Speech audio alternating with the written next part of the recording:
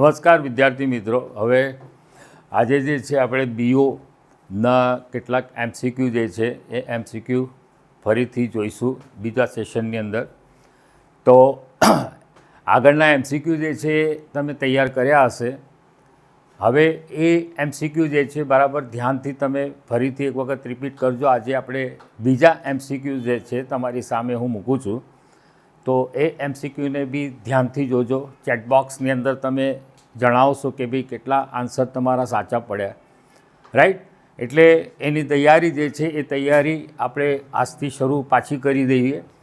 ચાલો હવે શરૂઆત જે છે એ શરૂઆત આપણે કરીએ કે આયોજન જે છે આયોજન અનુસાર કાર્ય થાય છે કે નહીં તે જોવાની કામગીરી જે છે એ કોણ કરે છે, બરાબર. કયું કાર્ય કરે છે? તો વ્યવસ્થા તંત્ર છે, તાલીમ છે, દોરવણી છે અને અંકુશ છે. તમારા ચેટબોક્સની અંદર તમે ધ્યાનથી એ આન્સર જે છે આન્સરને ધ્યાનમાં લેશો. તો આયોજન અનુસાર કામ થાય છે કે નહીં તો એ જોવાનું કામ જે છે એ કોનું છે? તો કે અંકુશનું, રાઈટ. એટલે પહેલાંનો આન્સર શું આવશે? ડી. ચાલો બીજું, અંકુશ એ કેવી પ્રક્રિયા નથી? તો અંકુશ જે છે સતત, આંતરિક, જડ અને ગતિશીલ. તો હંમેશા અંકુશ જે છે એ અંકુશ એ જડ પ્રક્રિયા નથી, બરાબર. ક્યારે બી એકમની અંદર જે છે એ તમે જડ પ્રવૃત્તિ અપનાવશો તો એ અંકુશ તમારું કામમાં નહીં આવે. ઓકે, ચલો ત્રીજો પ્રશ્ન. પ્રયત્નો, પરિણામ તથા સાધનો અને ઉદ્દેશ વચ્ચે સંતુલન સાધવાનું કાર્ય એટલે શું? તો દોરવણી, કર્મચારી વ્યવસ્થા, સંકલન અને અંકુશ. તો આપણો આન્સર શું આવે છે? અંકુશ. ઓકે, ચાલો નેક્સ્ટ ક્વેશ્ચન જે છે, અંકુશનું કાર્ય કઈ સપાટી જે છે એ સપાટીએ થાય છે? તો અંકુશનું કાર્ય દરેક સપાટીએ, ઉચ્ચ સપાટીએ, મધ્ય સપાટીએ અને તળ સપાટીએ. તો અંકુશનું કાર્ય જે છે એ દરેક સપાટીએ થતું હોય છે. દરેક સપાટી એનો આન્સર જે છે એ આન્સર આવશે. ચાલો નેક્સ્ટ ક્વેશ્ચન જે છે, નીચેનામાંથી કયું કાર્ય અંકુશનું નથી? રાઈટ. અંકુશનું કયું કાર્ય નથી? તો અહીંયા જે છે કાર્યોની પ્રગતિ છે, ધોરણો સાથેની સરખામણી, ઉદ્દેશો નક્કી કરવા અને વિચલોની જાણકારી. તો હંમેશા અંકુશ જે છે એ અંકુશ એ ઉદ્દેશો નક્કી કરવા માટે અંકુશનો ઉપયોગ ક્યારેય થતો નથી. એટલે આન્સર શું આવશે? ઉદ્દેશો નક્કી કરવા. ચાલો નેક્સ્ટ ક્વેશ્ચન જે છે, સંચાલનનું કયું કાર્ય અંકુશના જન્મદાતા તરીકે ઓળખાય છે?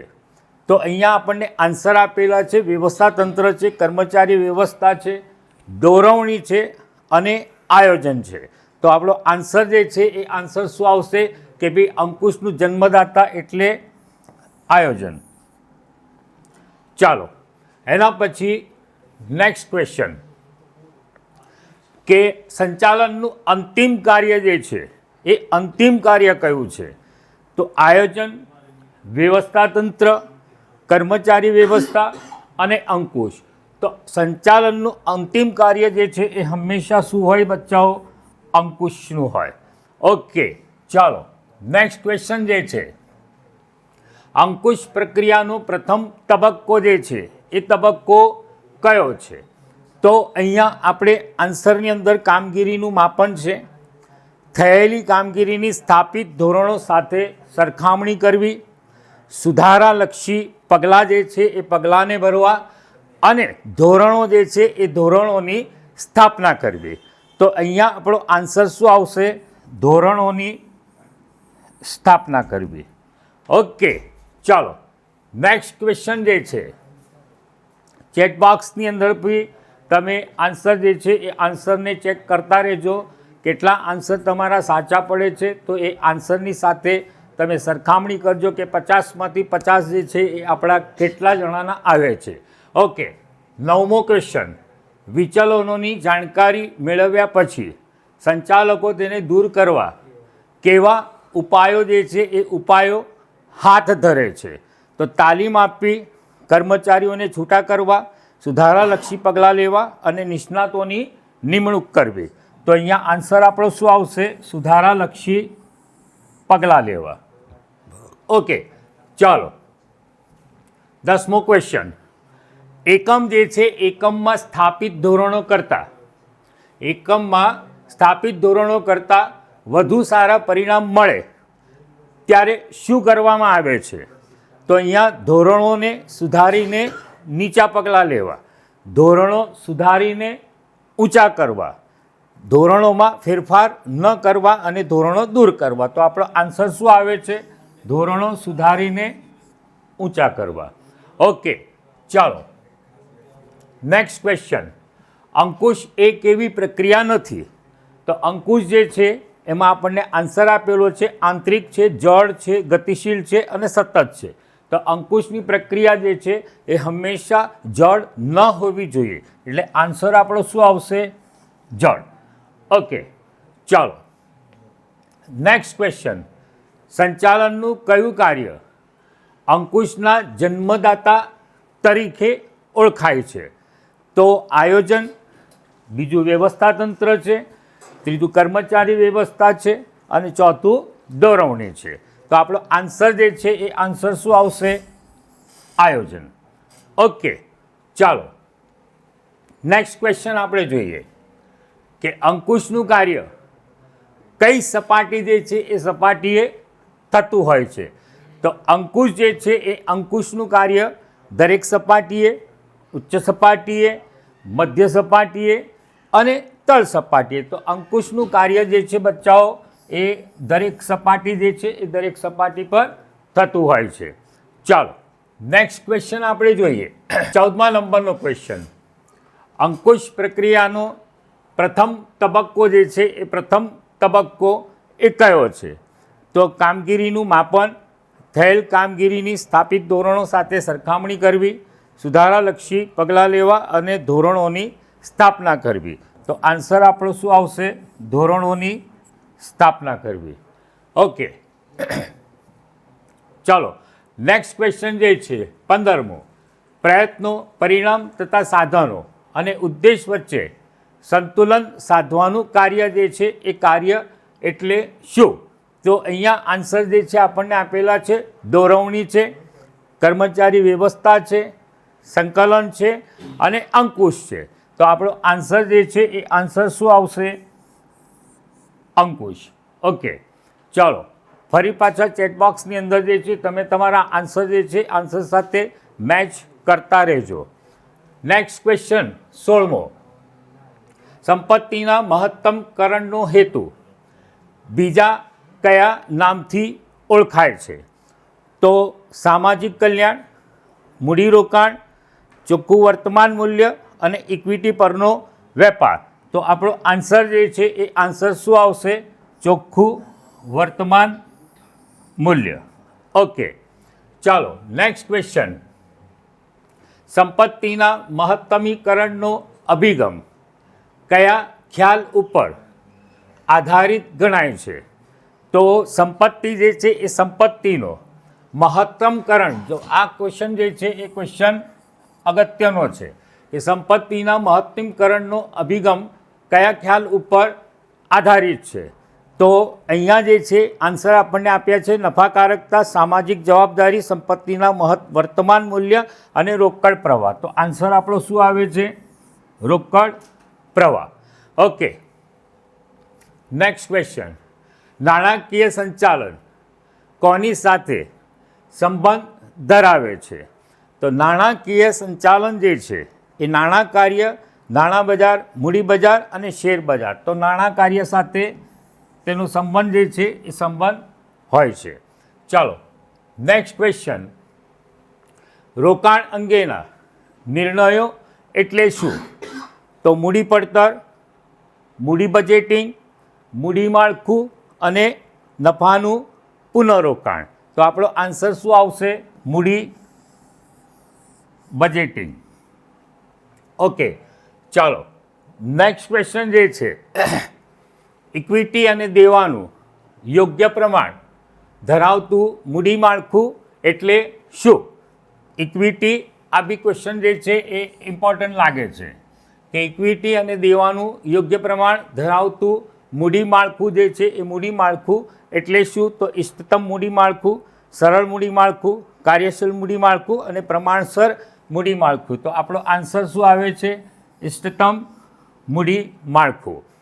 ચાલો નેક્સ્ટ ક્વેશ્ચન. ચોખ્ખી કાર્યશીલ મૂડીના ચોખ્ખી કાર્યશીલ મૂડીના ખ્યાલના સંદર્ભમાં નીચેનામાંથી કયું વિધાન જે છે એ વિધાન સાચું નથી?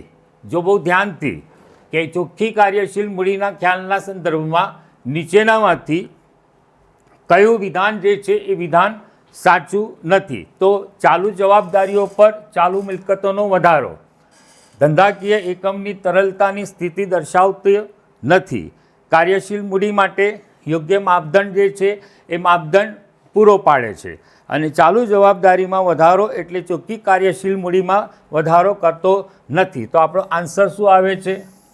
ધંધાકીય એકમની તરલતા જે છે એ તરલતાની સ્થિતિ દર્શાવતો નથી. ચલો આ ક્વેશ્ચન જે છે એ બી ઇમ્પોર્ટન્ટ ક્વેશ્ચન છે.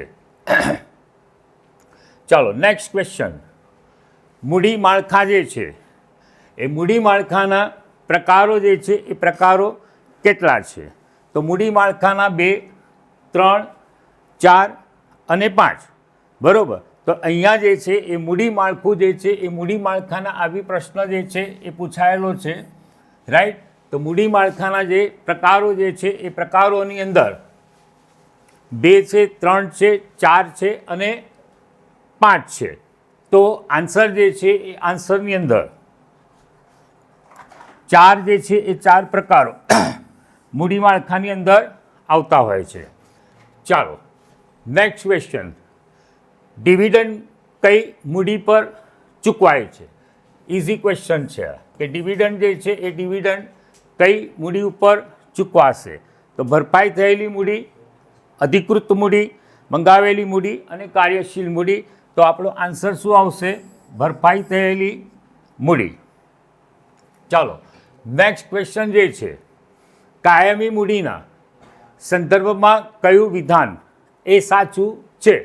ચાલો તો કાયમીમાં 5 વર્ષ સુધી જ ધંધામાં રોકાયેલી રહે છે. 1. દેવાદારો, લેણી હુંડી, બેંક સિલક વગેરે ઘટકો છે. ચાલો પછી નેક્સ્ટ વન, તરલતાનું પ્રમાણ જે છે એ તરલતાનું પ્રમાણ એ કેવું છે? નજીવું છે. અને રોકાણ સરળતાથી પાછું ખેંચી શકાય છે. પ્રશ્ન જે છે પ્રશ્નને ધ્યાનથી જુઓ. કાયમી મૂડીના સંદર્ભમાં કયું વિધાન જે છે એ વિધાન સાચું છે? તો આપણું તરલતાનું પ્રમાણ જે છે એ કેવું છે? નજીવું ગણાય છે. ચાલો નેક્સ્ટ ક્વેશ્ચન.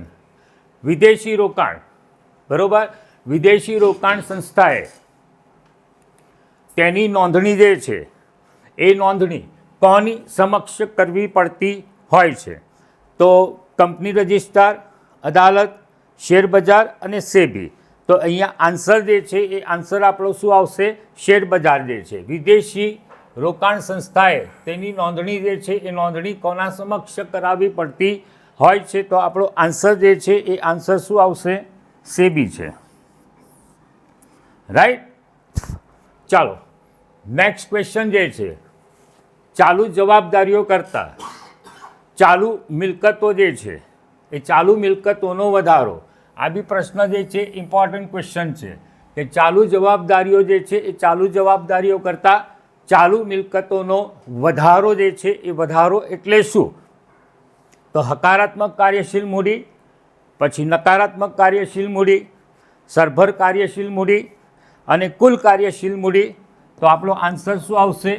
હકારાત્મક કાર્યશીલ મૂડી. ચાલો નેક્સ્ટ ક્વેશ્ચન જે છે એ નાણાકીય સંચાલન કોની સાથે સંબંધ જે છે એ સંબંધ ધરાવે છે? બહુ ઇઝી ક્વેશ્ચન છે. તો નાણાં કાર્ય જે છે, નાણાં બજાર છે, શેર બજાર છે ને મૂડી બજાર છે. તો અહીંયા આન્સર શું આવશે? નાણાં કાર્ય સાથે સંબંધ જે છે એ સંબંધ ધરાવે છે. ઓકે. ચાલો નેક્સ્ટ ક્વેશ્ચન જે છે કે સંપત્તિના મહત્તમકરણ જે છે એ મહત્તમકરણનો જે અભિગમ છે કયા ખ્યાલ પર આધારિત ગણાય છે? તો અહીંયા રોકડ પ્રવાહ છે, સામાજિક જવાબદારી છે, સંપત્તિના વર્તમાન મૂલ્યો છે અને નકારાત્મક છે. તો આ ક્વેશ્ચન જે છે ક્વેશ્ચન બી બચાવો ધ્યાન રાખજો, થોડો ઇમ્પોર્ટન્ટ ક્વેશ્ચન લાગે છે. ઓકે, તો અહીંયા આન્સર જે છે એ આન્સર શું આવશે? રોકડ પ્રવાહ. ઓકે, ચાલો નેક્સ્ટ ક્વેશ્ચન જે છે, ચાલુ જવાબદારીઓ કરતાં ચાલુ મિલકતોનો વધારો, રાઈટ? તો કુલ કાર્યશીલ મૂડી, સરભર કાર્યશીલ મૂડી, નકારાત્મક કાર્યશીલ મૂડી અને હકારાત્મક કાર્યશીલ મૂડી. તો આપણો આન્સર જે છે એ આન્સર શું આવે છે? નકારાત્મક કાર્યશીલ મૂડી આવશે. ચાલો નેક્સ્ટ ક્વેશ્ચન, મૂડી માળખાના પ્રકારો જે ફરીથી આઈ થિંક રિપીટ થઈ રહ્યો છે આ ક્વેશ્ચન. તો મૂડી માળખાના જે પ્રકારો છે એ પ્રકારો કેટલા છે? તો કે 4 પ્રકારો છે.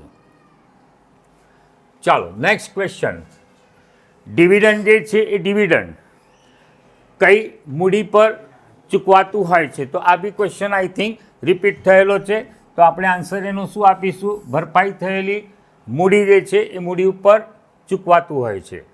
ચાલો નેક્સ્ટ ક્વેશ્ચન, ઇક્વિટી મૂડી અને દેવાનું. ઇક્વિટી મૂડી અને દેવાનું યોગ્ય પ્રમાણ ધરાવતું મૂડી માળખું જે છે એ મૂડી માળખું એટલે શું? તો ઇષ્ટતમ આ બી રિપીટ થાય છે, સરળ મૂડી માળખું, કાર્યશીલ મૂડી માળખું અને પ્રમાણસર મૂડી માળખું. તો એમાં આન્સર શું આવશે? ઇષ્ટતમ મૂડી માળખું. ચાલો નેક્સ્ટ ક્વેશ્ચન, વિદેશી રોકાણ સંસ્થાએ તેની નોંધણી જે છે આ બી રિપીટ થઈ રહ્યો છે ક્વેશ્ચન, કંઈ વાંધો નહીં, ફરીથી આપણે ધ્યાનથી કદાચ આ બોર્ડની અંદર પાછો પૂછાય એટલે ઇમ્પોર્ટન્ટ લાગે છે આ ક્વેશ્ચન કે ભાઈ વિદેશી રોકાણ સંસ્થા જે છે એ સંસ્થાએ તેની નોંધણી કોની સમક્ષ જે છે એ કોની સમક્ષ કરાવવી પડતી હોય છે? તો અહીંયા જે છે એ આન્સર આપણો શું આવશે? તો કે ડી આવશે. ચાલો નેક્સ્ટ ક્વેશ્ચન, રોકાણ અંગેના નિર્ણયો જે છે એ નિર્ણયો એટલે શું? તો રોકાણ અંગેના જે નિર્ણયો છે એ નિર્ણયો એટલે મૂડી પડતર, મૂડી બજેટિંગ, મૂડી માળખું, નફાનું પુનઃરોકાણ. તો એનો આન્સર શું આવશે? મૂડી બજેટિંગ. ચાલો નેક્સ્ટ ક્વેશ્ચન, સંપત્તિના મહત્તમકરણનો હેતુ બીજા કયા નામથી ઓળખાય છે?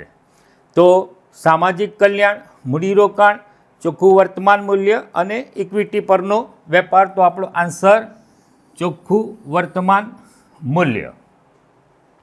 ચેટબોક્સની અંદર જે છે તમે આન્સર જે છે એ આન્સર પોતાના ચેક કરતા રહેજો, કેટલા આન્સર સાચા પડે છે, 50માંથી 50 કેટલા આવે છે, તો એના ઉપર બી ધ્યાન તમે રાખતા રહેજો. ઓકે, ચાલો નેક્સ્ટ ક્વેશ્ચન જે છે, 1 વર્ષ કે તેથી ઓછા સમય માટે પાકતી મુદત ધરાવતી જામીનગીરીઓનું બજાર એટલે કયું બજાર? તો મૂડી બજાર, પ્રાથમિક બજાર, નાણાં બજાર અને ગૌણ બજાર. તો આન્સર આપણો શું આવે છે? નાણાં બજાર. ઓકે, ચાલો નેક્સ્ટ ક્વેશ્ચન, કે સંગઠિત નાણાં બજારનું નિયંત્રણ, સંગઠિત નાણાં બજાર જે છે એ નાણાં બજારનું નિયંત્રણ જે છે એ કોના દ્વારા થતું હોય છે? તો SEBI, state bank of India, reserve bank of India અને નાણાકીય સંસ્થાઓ. તો આપણો આન્સર શું આવશે? Reserve bank of India. ચાલો નેક્સ્ટ ક્વેશ્ચન જે છે, ટ્રેઝરી બિલ ભારત સરકાર વતી કોણ બહાર પાડે છે? તો સ્ટેટ બેંક ઓફ ઇન્ડિયા છે, રિઝર્વ બેંક ઓફ ઇન્ડિયા છે, સેન્ટ્રલ બેંક ઓફ ઇન્ડિયા છે અને નાણાકીય સંસ્થાઓ છે. તો રિઝર્વ બેંક જે છે એ રિઝર્વ બેંક હંમેશા બચ્ચાઓ એ ટ્રેઝરી બિલને બહાર પાડતું હોય છે. ચાલો નેક્સ્ટ ક્વેશ્ચન, કોમર્શિયલ બિલના સંદર્ભમાં કયું વિધાન જે છે એ વિધાન ખોટું છે? રાઈટ?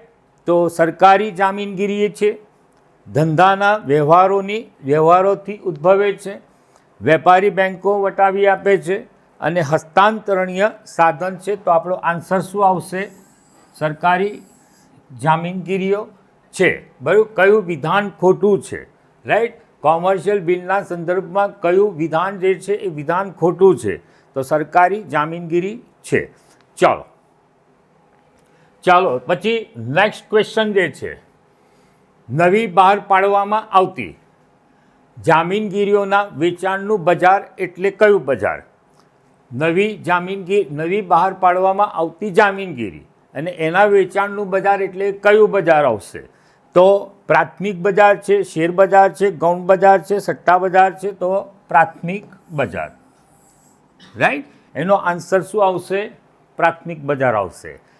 ચાલો નેક્સ્ટ ક્વેશ્ચન, 1956ના જામીનગીરી કરાર નિયમન દ્વારા અન્વયે શેર બજારોએ કોની મંજૂરી જે છે એ મંજૂરી મેળવવી પડતી હોય છે? કેન્દ્ર સરકાર છે, સેબી છે, રિઝર્વ બેંક ઓફ ઇન્ડિયા છે અને નાણાપ્રધાન છે. અહીંયા જે છે ગડબડ થવાની શક્યતા જે છે એ શક્યતા હોય છે. બહુ ધ્યાનથી, નવી જામીનગીરી 1956ના જામીનગીરીના કરાર નિયમન ધારા અન્વયે બરાબર શેર બજારોએ કોની મંજૂરી મેળવી પડતી હોય છે? તો અહીંયા આન્સર જે છે એ આન્સર આપણો કયો આવશે? તો કે કેન્દ્ર સરકાર. ઘણા સેબી લખીને આવશે, બરાબર. ધ્યાનથી પ્રશ્ન જે છે એ પ્રશ્નને ધ્યાનમાં રાખજો. શેર બજાર લખશે એટલે પેલો સેબીને જ લખી આવશે, પણ પ્રશ્ન જે છે પ્રશ્નને બહુ ધ્યાનથી જોજો. ઓકે ચાલો નેક્સ્ટ ક્વેશ્ચન, ડિપોઝિટરી ધારો જે છે એ કયા વર્ષમાં અમલમાં આવેલો છે? તો 1991, 1992, 1995, 1996. તો આન્સર જે છે એ આન્સર આપણો કયો આવશે? તો ડી, 1996, રાઈટ.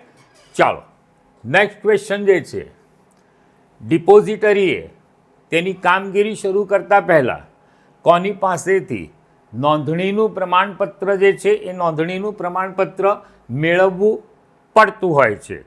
તો શેરબજાર છે, કેન્દ્ર સરકાર છે, સેબી છે અને રિઝર્વ બેંક ઓફ ઇન્ડિયા છે. તો આપણો આન્સર જે છે એ શું આવશે? સેબી. ઓકે ચાલો નેક્સ્ટ ક્વેશ્ચન જે છે, જામીનગીરીઓના ખરીદ વેચાણમાં કેટલા પ્રકારના ઓર્ડર હોય છે?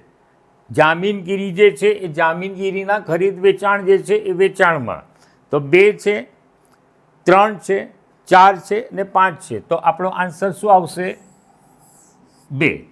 ઓકે ચાલો નેક્સ્ટ ક્વેશ્ચન, સેબી કયા કાયદાથી અસ્તિત્વમાં આવેલી છે? તો અહીંયા કંપની ધારો, જામીનગીરીના કરાર નિયમન ધારો, નેશનલ કંપની ધારો અને security and exchange board of India ધારો. તો અહીંયા આન્સર જે છે એ શું આવશે? નેશનલ કંપની જે છે એ કંપની ધારો જે છે એ એનો આન્સર આપણો આવતો હોય છે. એક minute, security and exchange board of India. ચાલો નેક્સ્ટ ક્વેશ્ચન, બજારીય સંચાલનમાં માર્કેટિંગ મિશ્ર જે છે એ માર્કેટિંગ મિશ્ર એટલે શું? તો પેદાશ, ઉત્પાદન, વિતરણ અને કિંમત. પેદાશ વાહન વ્યવહાર, બજાર અને ગ્રાહક. પેદાશ હરીફો, સરકાર અને અન્ય. પેદાશ કિંમત, અભિવૃદ્ધિ અને વિતરણ. તો આપણો આન્સર શું આવશે? પેદાશ, કિંમત, અભિવૃદ્ધિ અને વિતરણ. ઓકે ચાલો નેક્સ્ટ ક્વેશ્ચન, બજારીય વિભાવનામાં કોણ કેન્દ્ર સ્થાને હોય છે? બજારીય વિભાવના જે છે એ વિભાવનામાં તો હંમેશા બજાર જે છે એ બજારની અંદર રાજા તરીકે ગ્રાહક જ ઓળખાતો હોય છે. તો આપણો આન્સર શું આવશે બચ્ચાઓ? ગ્રાહક. બરાબર. અહીંયા જે 3 આન્સર આપેલા છે, પેદાશ છે, ઉત્પાદન છે, ગ્રાહક છે અને નફો છે. તો ગ્રાહક એ શું છે? બજારીય પેદાશ જે છે બજારની અંદર કેન્દ્ર સ્થાને એ ગ્રાહક હોય છે. ચાલો નેક્સ્ટ, બ્રાન્ડિંગ જે છે, બ્રાન્ડિંગનો મુખ્ય ઉદ્દેશ જે છે એ મુખ્ય ઉદ્દેશ કયો છે?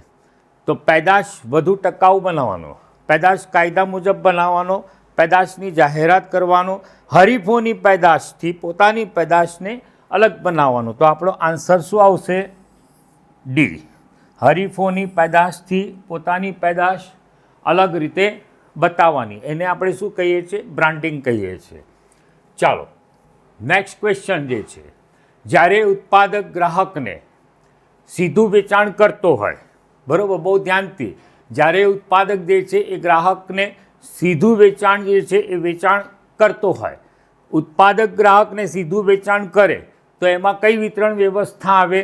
તો 1 છે, 2 છે, 3 છે ને 0 છે. તો હંમેશા ઉત્પાદક જ્યારે સીધું ગ્રાહકને વેચાણ કરતો હોય તો એમાં 0 આવશે.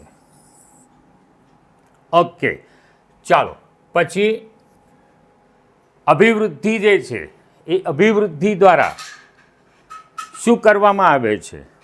તો કિંમત વધારવામાં આવે છે, વેચાણ જે છે વેચાણ વધારવામાં આવે છે, ઉત્પાદન વધારવામાં આવે છે અને રૂપરંગમાં ફેરફાર કરવામાં આવે છે. તો આપણો આન્સર શું આવશે? વેચાણ વધારવામાં આવે છે. ઓકે, તો અહીંયા જે છે આપણે 50 ક્વેશ્ચન જે છે 50 ક્વેશ્ચન આપણે પૂરા કર્યા. એમાંથી તમે એનાલિસિસ કરજો કે ભાઈ કેટલા આન્સર જે છે એ કેટલા આન્સર તમારા સાચા પડ્યા, રાઈટ.